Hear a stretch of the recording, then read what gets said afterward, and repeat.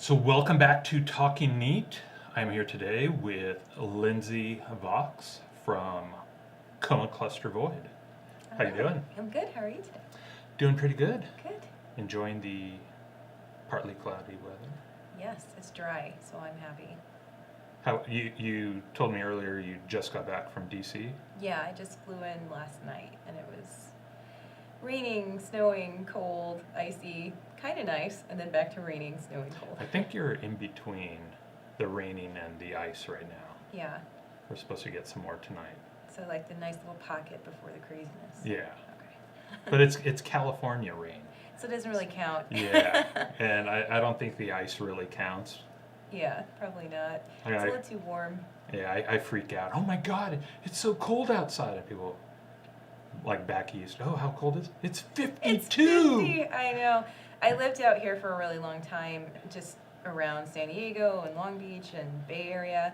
And when it would dip below 60, I'd like shake like a chihuahua because it was so cold. And, that's really lame because that's not cold at all. So, what brings you back to Los Angeles? I actually travel around quite a bit. I'm doing various music projects with different bands. So some are located here, and I'm rehearsing with a band right now. We're kind of working on a top secret project.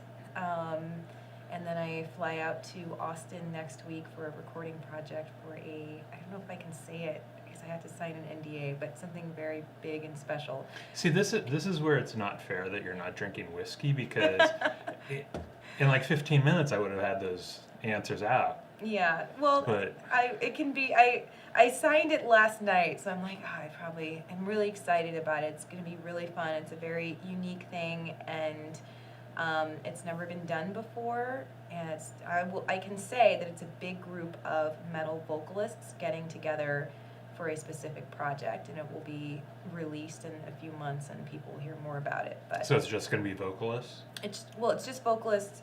There's going to be music, a part of it, but it's kind of a big group of us, about 30, who are getting together for this. 30? Project. Yeah. Jeez. Yeah. So, but unfortunately, I can't say anything about it just yet. When's it going to be announced?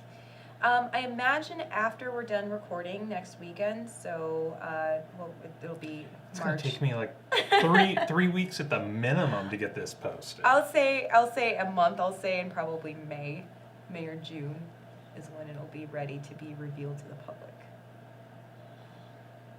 You're like the worst interview ever. I'm sorry. I can leave. It's all right. I'm not even drinking. I'm having kombucha. Throw you right out of here. Sorry. Well, since you're drinking, I'm having Speyburn. I don't even know what that is. It is a Scottish single malt. Have you ever been to Scotland? I have. Really? Yes. I haven't. Glasgow and Edinburgh. But they're still complex and quite tasty. Very nice. So you get kind of like butterscotch and toffee and vanilla. That sounds quite lovely. With kombucha, you get vinegar and Ooh, honestly? strawberry. That's what people say it smells like. I don't taste vinegar in kombucha. I taste the fruit and the tea and the... No, I thought isn't it like brewed? It is. It's fermented. Fermented. So it's the kombucha. So it's just some guy who left his juice out, threw some tea in it? Well, there's the kombucha SCOBY. It's like a mushroom, and it's fermented mushroom tea. I think it started in China or Russia, and thousands of years ago. But it's a fermented kombucha mushroom tea. But they add in the modern versions, they add in fruit and tea, and obviously you have to brew it with sugar, ferment it with sugar. So it has this sweet. It's like wine. It's like a fizzy wine, like a wine cooler. Other than these projects you're not allowed to talk about, what else is going on? Well, definitely looking forward to recording the new Coma Cluster Void. I can talk about that. The new Coma Cluster Void album this year. So we're slowly starting to get into the writing process with that. And I'm starting a new grind project with my friend Larry out in Las Vegas. He's also in Life's Torment, which is a great hardcore band out there. And just really just enjoying the year. I think last year was a really kind of a shit year for a lot of people, myself included. So 2019 is shaping up to be great, and I'm just enjoying it and just doing my thing, moving around. I'm like a roving, people are like, where are you living now? I'm like, I'm all over. You're a nomad. I'm a nomad. So with Coma Cluster Void, Mm-hmm. now that band is like all over the place. Are they Yes. still? Yes. The two primary members are based in Berlin, and then the rest of us are in Montreal or Canada, and then I'm in the U.S. and Austin is based in Portland. There's three vocalists. There's myself, there's Austin, who's in Portland, and then Mike DeSalvo, who is also formerly of Cryptopsy. He is in Montreal as well. And then our drummer Tommy is also in Canada, and our guitar player and bass player in Berlin. So we're kind of all over. Definitely is a very diverse recording project, I guess.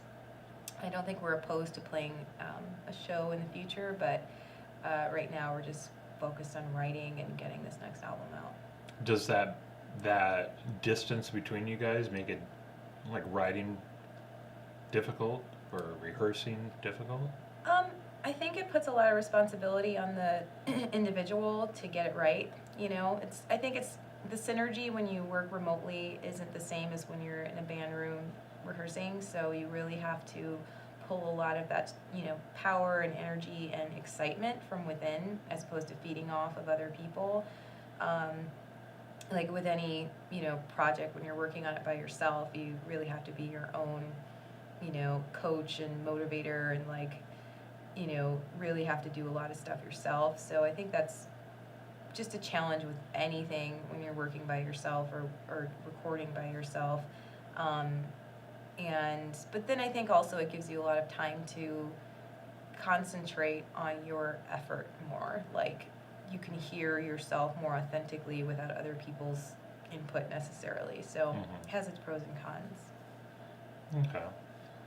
Now, this is going to be the first album you are actually on? Yeah. Correct. Yep. Okay.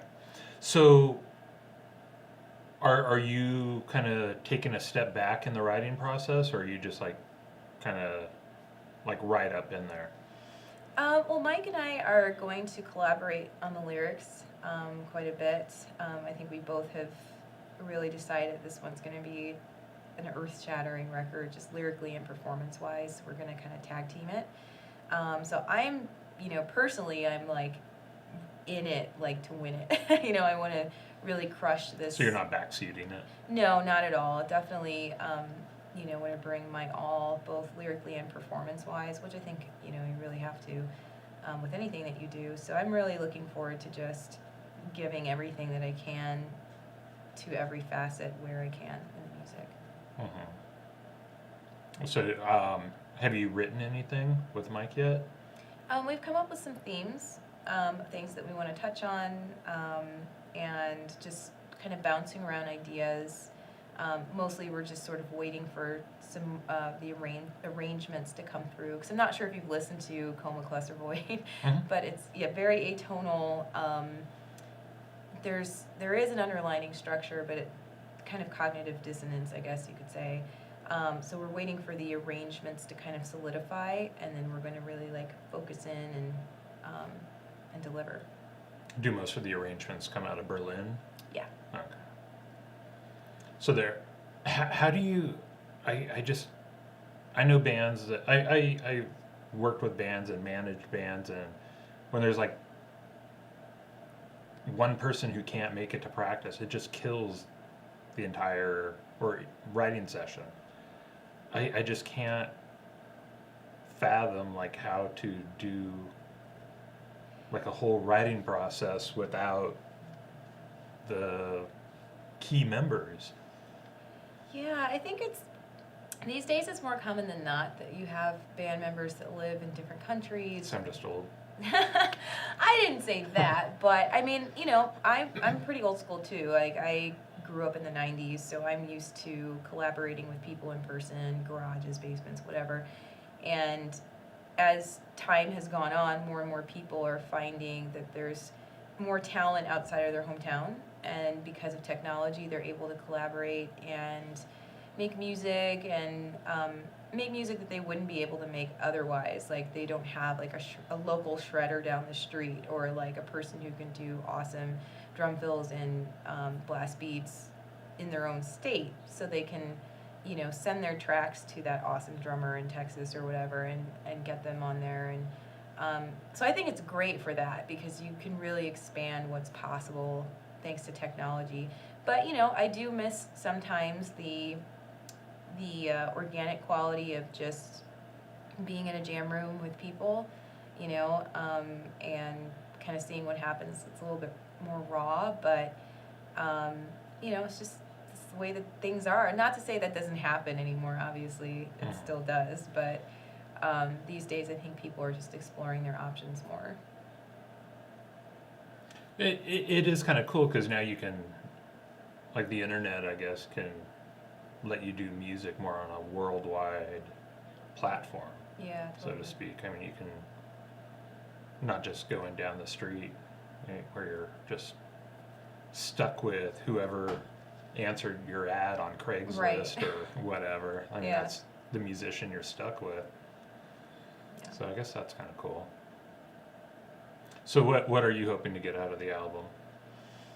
I really want something that's going to elevate Coma Cluster Void as kind of a pioneer in this really, I guess, avant-garde genre, subgenre of metal, and something that really showcases the depth of talent of everybody in the band. I think everybody that comprises Coma Cluster Void is just marvelously talented, and you know, I really hope that each of us, or that we have something that really brings out the best in each of us, and we can showcase that, and that it's, you know, something that people really respect, and I'm pretty optimistic about that. Mm-hmm. Are you guys on a label? Not yet. Our last album was released on Transition Loss Records, so we'll see what happens with this one. I remember those guys. Yeah, they have a lot of good records. Yeah. Yeah, I actually like them. I hate using the term artsy, but they get more of that, kind of like people going out of that like norm, breaking the mold type thing. And I always liked a lot of the stuff they signed. Yeah, for sure.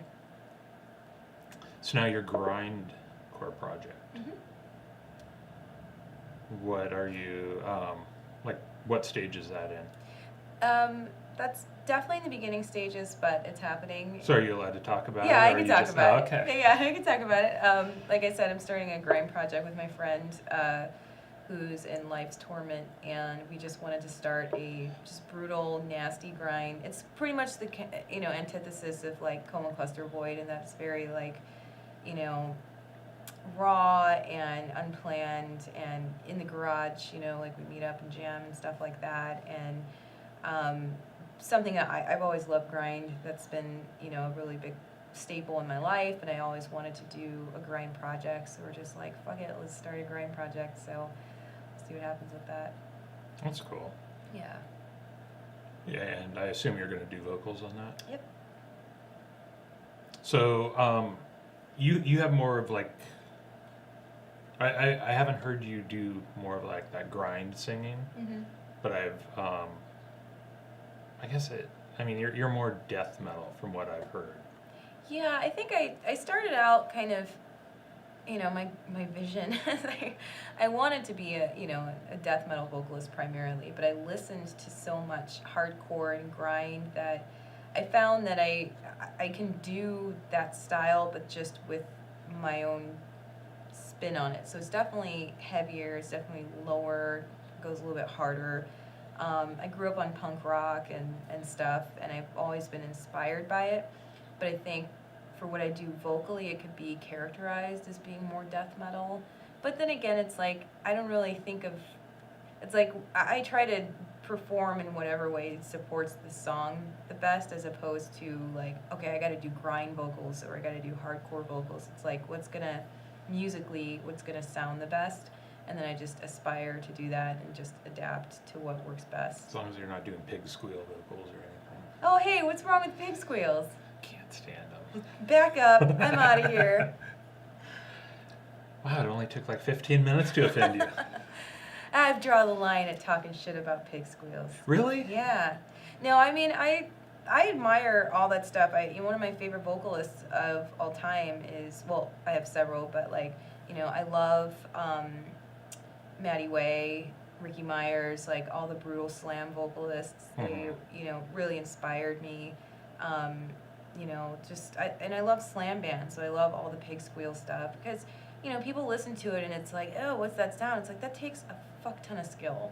Oh, I know it does. I mean, it's probably one of the hardest vocal styles to go. It's just sonically for me, it just drives me nuts. I think it's so great. I think it's like, it's entertaining and it's also, it just fits the sound so well. I can't imagine Brutal Death or Slam having any other kind of vocal, with the range. I mean, obviously there's pig squeals, but there's also the really guttural stuff that like Maddie Way does, and I still like don't the know who guttural. does it.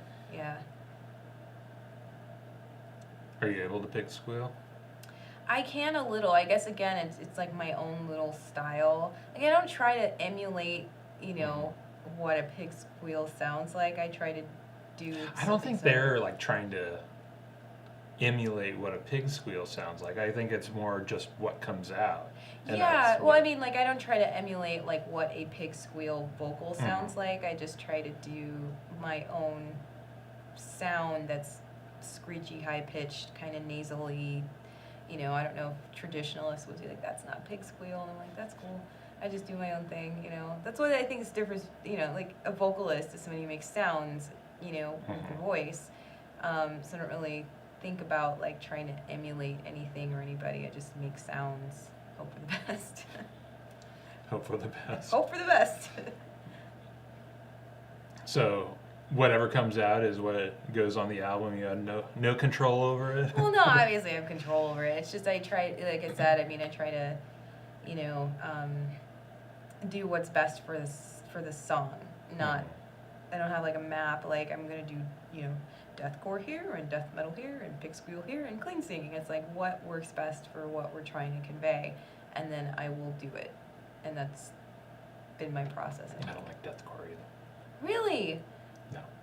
Well, everybody likes different things. I think deathcore is one of those genres or even styles that doesn't get. I think it gets shit on a lot. I think it gets shit on too, like way more than it deserves to be shit on. Yeah. And sometimes I feel bad for the. I've got a lot of friends in deathcore bands, but it's just not what I want to hear. Yeah. That's fair. But I do think that, and I think like rapcore and nu metal gets shit on way more than it deserves. I'm not a big fan of it, but it's like I don't know. I think too many people shit on that. Yeah, so I grew up in the 90s, and that's kind of around the time of like Korn and all that stuff. And they got shit on a lot by metalheads, but I really love Korn, for example. And I think anybody that dares to do something that's different and borrow from different genres is going to take heat for it at some point, because traditionalists don't like that. But, it's really just whatever you like is what you like, and what you don't is what you don't. And I wish people would chill the fuck out about stuff, because it's not that deep. Nobody died, It's just somebody's making a song. If you don't like it, skip to the next one. But that makes it like not interesting if you can't shit on it. That's why I don't check the comments on social media anymore. Just never read the comments. Like, I don't fucking care. Do you read the comments on your own music? No, I don't. I don't. It's not that I don't care if people like it or not. It's just it doesn't help me to be better. it's, for example, if I record something, I'm good at editing myself, and I'm, very, I don't want to say critical of myself, but I can be really objective. But I feel like a lot of the stuff these days on, whatever metal forum or Metal Sucks or whatever, like, it's usually it's not constructive. Right. It's usually just people being bored or trying to be cool. And I don't care, I don't want to give attention to stuff that isn't productive. So some of it's funny, I'll have to say. Yeah, some of it's pretty amusing. But, like, there's a lot of bands that will take a 180 in their sound, and they'll try something new. And then their traditional fans just shit all over it and just get really butthurt about stuff. And you see that in the comments and whatever they post on Facebook. And it's like, okay, cool, move on. Like, you're spending a lot of time commenting on this and not being productive in other ways. But, again, I come from a different era, so the social media stuff is still, it mystifies me in a lot of ways. Mystifies? Yeah, because it's like, it's not tangible, I think that people are kind of losing human contact with each other, and they forget how to interact with other people, but they know, it's safe for them to espouse nonsense online because they won't really have a real life repercussion for it. So, back in my day, you couldn't really talk shit about someone that you didn't want to have a confrontation with at a show later, because that would likely happen.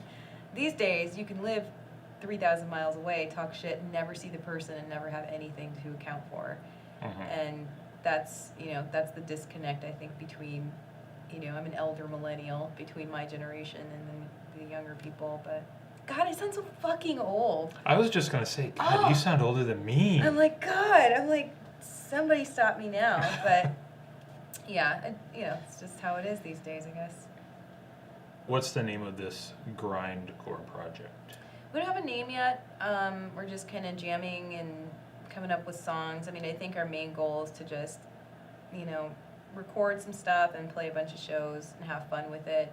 And that's really what I ultimately want to do with it. It's just have fun and play with my friends. You can take the name of my fictional grindcore What's band. That? It was Accidental Goat Sodomy.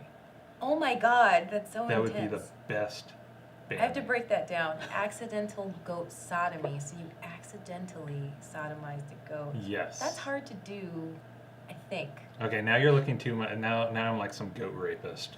I know. I'm like, I really need to leave now. This is turning dark. Are you just doing music, or? Yeah, I'm trying to focus just on music, because for the last, since I was, so the last 17 years, I've been doing, 15 years, I was writing about bands. I was interviewing bands. I was doing magazine articles on them, TV stuff. Like, I did a lot of things. What kind of TV? I had a show, actually. It was called the Underground Music Lounge. It was very, kind of basic cable shit. But it was fun. Well, that's the best. Yeah, we had music videos. We used to show music videos from metal bands, around the world. So they would send us tapes and stuff, which was cool, and I really loved it. But I was doing that. Tapes, I know, right? And I loved it. I had so much fun doing it. It's just, I always had this, like, I want to do my own music thing, like, in the back of my head. And I spent so much time focusing on promoting bands that I never really spent enough time, doing what I ultimately loved to do or wanted to do. So I decided to just kind of dial back on that stuff. I still, might contribute to a publication here and there, but definitely not as full-time as I was doing it before. And really things just kind of took off, I'd say, in the last couple years when I decided to focus on vocals. And that's when, Coma Cluster came around, and I filled in on vocals on a tour for Veil of Noth, and things started happening more in terms of collaborations. I've been really fortunate that I have a lot of friends in bands in the industry, and that I met because of all the interviews and all the stuff that I did. I even had a magazine, it was called Osprey, and I started it in 2011. Okay. So I did that stuff too, and so I met a ton of people by doing that, and I'm still really good friends with them, and it's been nice to maintain those friendships because I can now collaborate with them as a vocalist and not just, you know, a writer. So so I've been focusing just on the vocal stuff for now, but you know, just enjoying the freedom that comes with not being on a deadline. I guess for a change, not having somebody breathe down my neck. Where's the article? I'm working on it. So